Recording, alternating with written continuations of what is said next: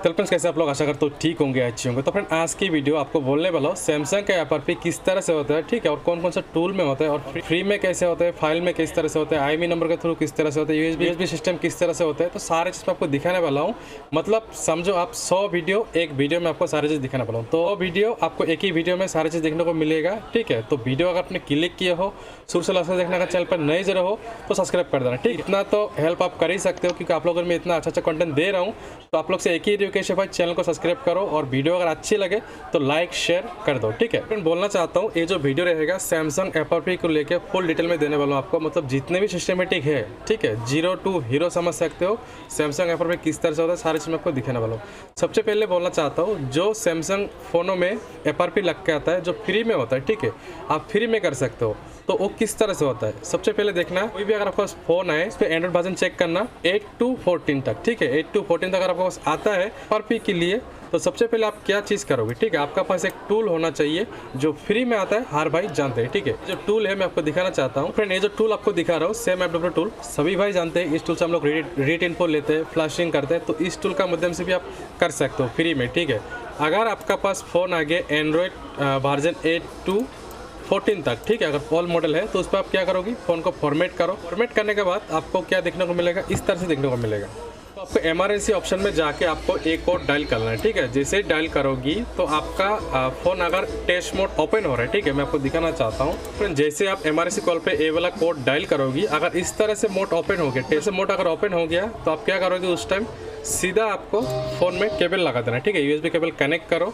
Connect करने के बाद यहाँ पर आपको एक ऑप्शन देखने को मिलेगा। मैं यहाँ पर सीधा क्लिक करो, ठीक है। मैं आपको दिखाना, अभी जो मेरा अपना फ़ोन देख पा रहे हो आप लोग, इस फ़ोन में भी एफआरपी लगा हुआ है, ठीक है। तो इस पर वो कोड काम नहीं करता है। जैसे कि मैंने इस पर डाला *0 *#, ये काम नहीं कर रहा है, ठीक है। अगर आपका फ़ोन में काम कर गया, सीधा केबल लगा दो यहाँ पर। इस तरह से केबल कनेक्ट करने के बाद यहाँ पर पोर्ट बन जाएगा, देख पा रहे हो। और यहाँ पर जाके आप सीधा क्लिक करो इस तरह से, ठीक है, क्लिक करो। ये रीड इन्फो लेगा, उसके बाद आपको फ़ोन में एक टॉपअप सेंड करेगा, वहाँ पर आपको अलाउ कर देना है। जैसे ही अलाउ करोगी आपका फ़ोन का एफआरपी डन इस तरह से आएगा, ठीक है, इस तरह से आएगा। आपको अलाउ कर देना है और फ़ोन में भी एक और टॉपअप शो होगा, उस पर भी आपको अलाउ करना है। तो जैसे ही करोगी आपका एफआरपी डन हो जाएगा, अगर कोड काम कर रहे हैं तो ये तो हो गया आपका नंबर 1 प्रोसेस जो फ्री में होता है। ये आप ट्राई कर सकते हो, ठीक है, ट्राई कर सकते हो। दो अभी बोलना चाहता हूँ, जो 2 नंबर मेथड है जो फाइल के थ्रू हम लोग करते हैं सैमसंग का एफआरपी, ठीक है, वो किस तरह से होता है। तो सिंपल सी एक चीज़ देखना, जैसे ही मैंने फ़ोन को फॉर्मेट, सिंपल से एक ट्रिक होता है, कुछ भी नहीं है। जैसे कि आपको बस कोई फ़ोन आया, ठीक है, आपने फॉर्मेट कर दिया, अभी उस पर आ गया आपको एफआरपी, आपको फाइल से निकलना है। तो क्या करोगे, सबसे पहले इसका रीड इन्फो लोगे इस तरह से। अभी जो फ़ोन मेरा कनेक्ट है, इसका मैं रीड इन्फो लेता हूँ आपको दिखाने के लिए, देखिएगा। देखिए सिंपल सा ट्रिक है, यहाँ पर आपको सारी चीज़ देखने को मिलेगा, मॉडल नंबर सारी चीज़, ठीक है। तो यहाँ पर एक चीज़ नोटिस करिए, यहाँ पर क्या दिखा रहा है आपको, एंड्रॉइड वर्जन 13 दिखा रहा है, ठीक है। और नीचे में आपको एफआरपी स्टेटस भी देखने को मिलेगा, जो फिलहाल इस पर एफआरपी लगा हुआ है, ठीक है। इस तरह से आपको देखने को मिलेगा टारगेटेड, ठीक है। उसका नीचे में देखिए यहाँ पर क्या लिखा है, फ्रेमवेयर, ठीक है। उसके बगल में आपको लिंक भी दिया हुआ है। तो सिंपल से आपको यहाँ पर क्लिक करना है। एक चीज़ आपको दिखाना चाहता हूँ, तो जैसे क्लिक करोगे वहाँ पर तो खुद ब खुद आपको इस वेबसाइट पे लेके आएगा, ठीक है। यहाँ पर आपको फ्लैश फाइल देखने को मिलेगा उस मॉडल का। तो इसमें आपको एक चीज़ ध्यान में देना है, जैसे कि बाइनरी S3 है, ठीक है, मतलब बाइनरी 3 है। तो इसी बाइनरी का इस पर देखो, आपको बाइनरी 3 ये वाला फाइल फिलहाल लगा हुआ है, ठीक है, फ़ोन में, ठीक है। इस पर B4, ठीक है, B4 यहाँ पर आपको देखने को मिलेगा, B4 ये वाला फाइल फिलहाल फ़ोन में लगा हुआ है। तो इसमें अब क्या है, एंड्रॉइड वर्जन 13। अगर इसी में अगर आपको एंड्रॉइड वर्जन 14 आ जाता या 15 आ जाता है, 16 आ जाता है, ठीक है, उस फाइल से अगर आप फ्लैशिंग कर दोगी तो आपका फ़ोन का जो एफआरपी है वो निकल जाता है, ठीक है। लेकिन आपको क्या करना पड़ेगा भाई, बाइनरी डाउनग्रेड नहीं होगा। जैसे कि फ़ोन में आपका बाइनरी 4 लगा हुआ है, अगर आप 3 बाइनरी का फाइल डाउनलोड करके फ्लैश कर दोगी तो फ्लैशिंग नहीं होगा, एरर हो जाएगा। तो ये बाइनरी अगर 5 है तो 6 कर सकते हो, 7 कर सकते हो, 8 कर सकते हो। मतलब बाइनरी आप बढ़ा सकते हो उसे, ठीक है, उसे डाउनग्रेड नहीं कर सकते, उसे आप कर सकते हो। तो इस तरह से होता है फाइल का मेथड, ठीक है।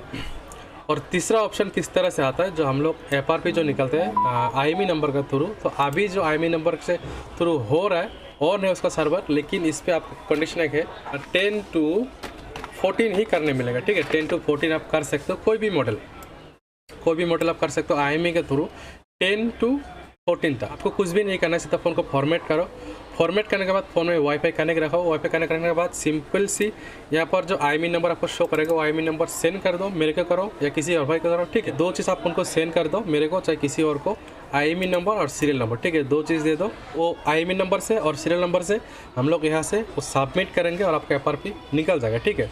जैसे डन होगा FRP यहाँ से अगर डन हो गया तो आपको कुछ भी नहीं करना है, फ़ोन को एक बार ऑफ करके ऑन करना है, वाईफाई से कनेक्ट करके सेटअप कर लेना, आपको फ़ोन डन हो जाएगा, ठीक है। इस तरह से होता है। इसके बाद जब बड़ा प्रॉब्लम आता है, छोटा छोटा मॉडल आता है, देखो कि 13, ठीक है। उसके बाद A04S, बहुत सारा मॉडल है जो आपका टूल में सपोर्ट ही नहीं है, ठीक है। बहुत पुराना मॉडल है लेकिन सपोर्ट नहीं है। अगर किसी से पूछने जाओ तो रेट भी ज़्यादा।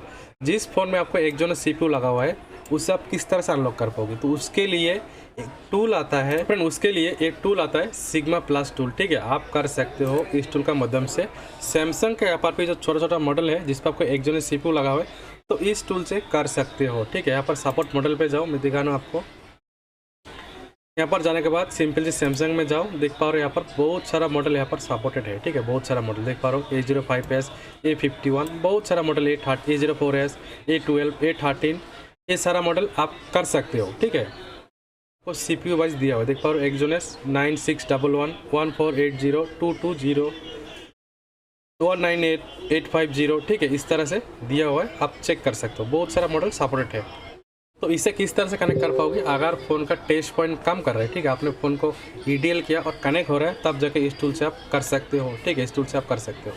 ये टूल अगर आपके पास है तो सही बात है, कर सकते हो। अगर आपके पास नहीं, अगर लेना चाहते हो तो ले पाओगे, कोई दिक्कत नहीं, ठीक है। उसके बाद बोलना चाहता हूँ जो सैमसंग का FRP आता है बड़ा बड़ा मॉडल, ठीक है, किसी भी टूल में भी सपोर्ट नहीं है, IMEI भी सपोर्ट नहीं है, किसी तरह का सपोर्ट नहीं है, तो वो फ़ोन किस तरह से अनलॉक होता है, USB के थ्रू अनलॉक होता है। वो किस तरह से होता है, जैसे कि आपने मेरे को अल्ट्रावाइड दे दिया, ठीक है। आपका फ़ोन को मैंने फॉर्मेट करवा के सीधा नॉर्मल मोड पे कनेक्ट करवा दिया, ठीक है। उसके बाद आपका पोर्ट जो आता है, जैसे हम लोग फ़ोन कनेक्ट करते हैं, यहाँ पर पोर्ट नहीं शो करता है, ये वाला पोर्ट। तो इस पोर्ट को हम लोग क्या करते हैं, हम लोग इस पोर्ट को आपका PC से उठा के अगला पार्टी को शेयर कर देते हैं। सर्विस सेंटर के साथ जुड़ा हुआ है, जिसके पास ऑथोराइज है, ठीक है, वो उस भाई को हम लोग सेंड कर दें और वहाँ से आपका ये FRP कर देता है, ठीक है। जो भी पेमेंट लगता है वहाँ से आपको मांगता है, हम लोग भी पेमेंट लगता है, आपको पता ही होगा, ठीक है। इसका रेट बहुत ही हाई है, तो इस तरह से काम होता है, ठीक है। हम लोग अगला को शेयर कर दिया, ठीक है, अगला ने FRP कर दिया, आपसे हम लोग 100 रुपये ज़्यादा लेते हैं, बस उसी में काम फिनिश। तो इस तरह से होता है सैमसंग का FRP। सारी चीज़ मैं आपको दिखाने की कोशिश की। अगर वीडियो आप लोगों को अच्छी लगे तो लाइक शेयर जरूर करना, ठीक है। सबसे पहले वाला जो ऑप्शन रहेगा, आपको ADB एनेबल करो, ठीक है। दूसरा आपको फाइल का मेथड कर सकते हो, उसके लिए वीडियो मैंने ऑलरेडी बना के रखा अपने चैनल पर, ठीक है। नीचे पे आपको लिंक मिल जाएगा, आप लोग चेक कर लेना। तीसरा ऑप्शन आप IMEI नंबर के थ्रू कर सकते हो, एंड्रॉइड वर्जन 10 to 14 तक, ठीक है। चौथा जो आता है एक्सोनस CPU वाला, वो आप कर सकते हो टूल से या किसी रिमोट सर्विस से, ठीक है। इसके रिमोट सर्विस से करो या आप टूल से करो। जो टूल मैंने आपको दिखाया ये वाला सिग्मा प्लस टूल, इस टूल से कर सकते हो, ठीक है, एक्सोनस CPU वाला। इसके बाद जो ऑप्शन आता है सैमसंग USB, जो बड़ा बड़ा मॉडल है, ठीक है, किसी भी टूल या फाइल में सपोर्ट नहीं है, उससे आपको USB करना पड़ता है, ठीक है। इसका कोई ऑप्शन नहीं है, इसका कोई USB करना पड़ेगा। जो सर्विस सेंटर का थ्रू वही चीज़ होता है, कोई इसका ऑप्शन नहीं है। तो इस तरह से होता है, ठीक है। अभी मेरा तो एक फ़ोन है, ये शायद सैमसंग A03 है, तो इसे किस तरह से अनलॉक होता है मैं आपको करके दिखाता हूँ प्रैक्टिकल, ठीक है। तो फ्रेंड अभी जो फ़ोन देख पा रहे आप लोग, इस फ़ोन में FRP लगा हुआ है, ठीक है। तो इस फ़ोन को किस तरह से FRP बाईपास करना है आपको दिखाना चाहता हूँ। देखिएगा, इस पर वाईफाई मांग रहा है, ठीक है। तो इस फ़ोन को FRP आपको मैं दिखाना चाहता हूँ। एक मेरे पास अनलॉक टूल है, ठीक है। यहाँ पर मैंने गया और सैमसंग टेप में जाता हूँ। सैमसंग टेप में जाने के बाद क्या करेंगे हम लोग, सबसे पहले यहाँ पर आप लोग रीड इन्फो लेंगे, ठीक है। इस तरह से यहाँ पर रीड इन्फो ले लेंगे। अगर अनलॉक टूल से आपको रीड इन्फो नहीं निकालना है तो इस टूल से निकालना है, ठीक है। जो अभी मैंने निकाला देख पा रहा हूँ, यहाँ पर भी आ गया। तो यहाँ पर हम लोग क्या करेंगे, जो मॉडल नंबर है इसे हम लोग कॉपी करेंगे। कॉपी करने के बाद यहाँ पर पेस्ट करेंगे। तो यहाँ पर दिखा रहे हैं आपको बीट 8 तक आप कर सकते हो, ठीक है। ये SPD का है, देख पा रहे हो SPD का है। ये फ़ोन जो है आपका SPD यहाँ पर लिखा है, SPD का है। तो इससे आपको करना है किस तरह से आप यहाँ पर मुझे करना है, ठीक है। सबसे पहले मैं क्या करूँगा, इस फ़ोन को एक बार स्विच ऑफ कर लेता हूँ, ठीक है। रीसेट कर देता हूँ और वॉल्यूम डाउन वाला बटन दबा के रखूँगा मैं एक बार इसे, देखता हूँ कनेक्ट होता है कि नहीं होता है। अगर कनेक्ट हो जाएगा वॉल्यूम डाउन से तो 100% यहाँ पर हो जाएगा। तो ये नहीं हुआ, ठीक है। यहाँ पर आपको वॉल्यूम डाउन से काम नहीं हुआ तो हम लोग क्या करेंगे, वो टेस्ट पॉइंट ढूंढेंगे। इस फोन का अगर टेस्ट पॉइंट यहाँ पर दिया हुआ है तो टेस्ट पॉइंट से हम लोग कनेक्ट करेंगे। तो टेस्ट पॉइंट यहाँ पर गया और यहाँ पर मैंने लिखा, तो यहाँ पर देख पा रहे हैं टेस्ट पॉइंट को शो कर रहा है। तो इसे हम लोग ओपन करेंगे इस तरह से। वो टच पॉइंट से कनेक्ट करने के लिए आपको फ़ोन को ओपन करना पड़ेगा, ठीक है। इसके बैक पैनल आपको खुलना पड़ेगा, तब जाकर आप कर पाओगे। तो इसे मैं ओपन कर लेता हूँ जब तक ये ओपन हो जाए, ठीक है। इसे मैं देखिए यहाँ पर आपको एक टच पॉइंट दिख रहा है, ठीक है। इस पॉइंट को आप ग्राउंड का साथ शॉर्ट करना पड़ेगा, तब जाकर केबल लगा देना पड़ेगा, ठीक है। तो फ़ोन आपका कनेक्ट हो जाएगा SPD पोर्ट में। तो मैं आपको दिखाता हूँ, यहाँ पर भी टच पॉइंट है, यहाँ से यहाँ तक एक टच पॉइंट हम लोग यहाँ पर करेंगे, ठीक है। सबसे पहले बैटरी को आपको निकालना है और पहले टूल पर FRP टेप पर इस तरह से क्लिक रखना है, ठीक है। रखने के बाद हम लोग कनेक्ट करेंगे। तो इसका बैटरी जो है आपको एक बार निकाल के दोबारा डालना है, ठीक है। इस तरह से दोबारा डालने के बाद आपको टच पॉइंट पहले शॉर्ट करो, इस तरह से शॉर्ट करो। उसका बाद यहाँ पर केबल लगा दो। यहाँ पर पोर्ट बन गया, देख पा रहा हो। तो हम लोग का जो फ़ोन है वो इजीली कनेक्ट हो गया, देख पा रहे हो किस तरह से कनेक्ट हुआ और काम भी चल रहा है, ठीक है। तो इस तरह से प्रोसेसिंग होता है। आप लोग ध्यान से वीडियो को देखो, एक बार 2 बार देखो, आप सीख जाओगे, ठीक है। तो ये हो गया डन। तो देख पा रहे हो आप लोगों के सामने में इस फ़ोन को मैंने डन कर दिया, ठीक है। अब ये फ़ोन रिबूट होगा और हम लोग सेटअप कर लेंगे, ठीक है।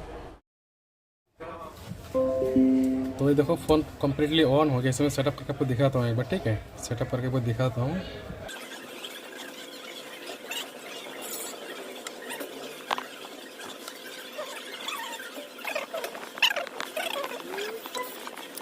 तो फ्रेंड देख पा रहे हो फाइनली जो फ़ोन है हम लोग का वो अनलॉक हो गया, ठीक है। यहाँ पर मैंने आपको कंप्लीट प्रोसेस दिखाया कि किस तरह से काम वगैरह होता है, ठीक है। और एक चीज़ बोलना चाहता हूँ, जब भी आप कोई सैमसंग का फ़ोन अनलॉकिंग के लिए आपके पास आए तो अनलॉक टूल यूज़ करना। अनलॉक टूल क्यों बोल रहा हूँ, क्योंकि ये अनलॉक टूल आपको खुद बोल देता है जो इस फ़ोन में कौन सा प्रोसेसर लगा हुआ है, कौन सा बीट है। यहाँ पर देख पा रहे हो किस तरह से कनेक्ट होगा, सारे चीज़ लिखा है। देखा देख पा रहे हो यहाँ पर ये सबसे पहले जो मॉडल है यहाँ पर क्या लिखा है, टच पॉइंट। जो ये फ़ोन जो कनेक्ट होगा टच पॉइंट से कनेक्ट होगा और इसका अंदर में कौन सा CPU लगा है वो भी लिखा है, MT6835। CPU का मॉडल नंबर भी लिखा रहता है, फ़ोन किस तरह से कनेक्ट होगा वो भी लिखा रहता है, ठीक है। कौन सा प्रोसेसर लगा हुआ है वो भी लिखा रहता है। तो ईजी में आप कर सकते हो, ठीक है। मतलब 50% काम ये टूल आपको बोल देगा। जब फ़ोन को आपको किस तरह से कनेक्ट करना है, किस तरह से यूज़ मिलाना है, सारी चीज़ बोल देता है। तो मैं हमेशा बोलता हूँ अनलॉक टूल नॉर्मल बाइक के लिए बहुत ही बेस्ट टूल है। तो आप लोग अगर चाहते हो इसे बाई करना तो नीचे नंबर मेरा मिल जाएगा, आप कांटेक्ट कर सकते हो, ठीक है। आपको अच्छी प्राइस में मिल जाएगा। तो ठीक है, आज की वीडियो इतना ही। वीडियो अगर अच्छा लगे तो लाइक शेयर जरूर करिए, ठीक है। Thank you for watching.